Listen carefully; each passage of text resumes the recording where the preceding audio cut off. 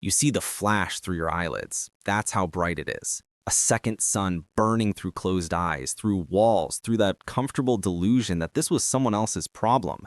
You open your eyes and every window is pure white light, and you have about 1.5 seconds before the shockwave arrives to understand your life just split into before and after.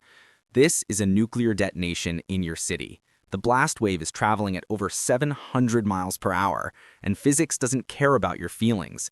Get away from the glass, not toward an interior wall, into an interior room, away from anything with a view. When that pressure wave hits, the glass doesn't just break, it explodes inward at speeds that will shred you. Drop, don't run, drop. Face down, hands over your neck, mouth open. The open mouth matters. When that overpressure wave hits, if your mouth is closed, it can rupture your eardrums and pulp your lungs from the inside. Your body needs a place for that pressure to equalize. The shock wave hits. The building shakes like reality is coming apart at the seams. That IKEA bookshelf you never anchored becomes a 200-pound projectile with your name on it. You stay down. Then it passes. You have about 7 seconds before the negative pressure wave, the suction that follows the blast, pulls everything back toward the epicenter. This is when weakened structures fold like cardboard. This is when people who stood up too early get vacuumed toward blown-out windows. You stay down. Count to 15. Make absolutely sure the universe is done throwing tantrums. Now you move, and you move fast. You're in a race against something invisible and merciless. Radiation. The real killer is still loading. Fallout. Radioactive particles are right now riding that mushroom cloud into the atmosphere. In 10 to 15 minutes, they're coming down. Your only defense is mass.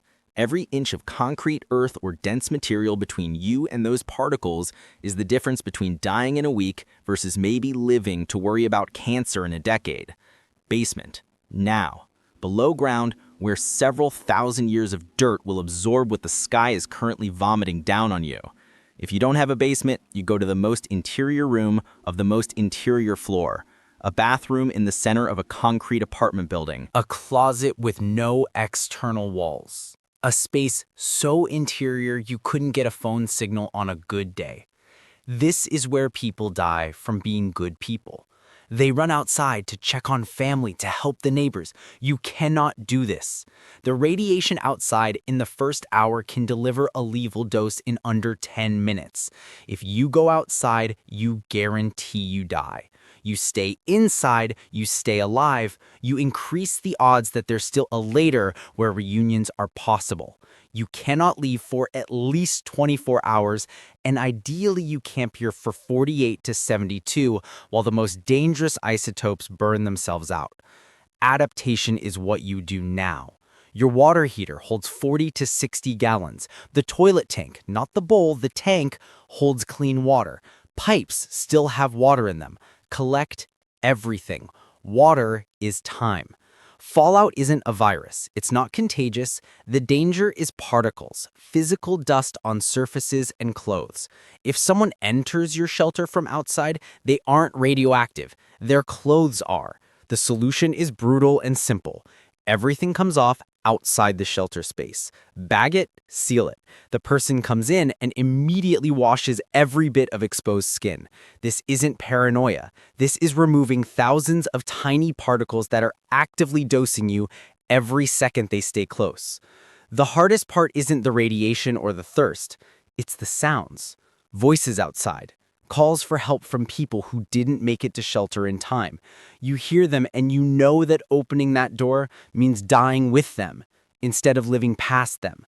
And that knowledge doesn't make it easier, it just makes it true. The people who survive aren't the ones with bunkers. They're the ones who understand one critical thing. Immediate reaction beats perfect preparation every single time. Getting behind mass in the first 5 minutes saves you.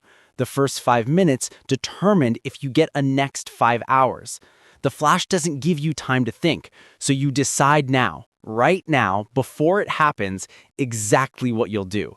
Because 1.5 seconds is all you get. Hesitation is just another word for becoming a shadow on a wall.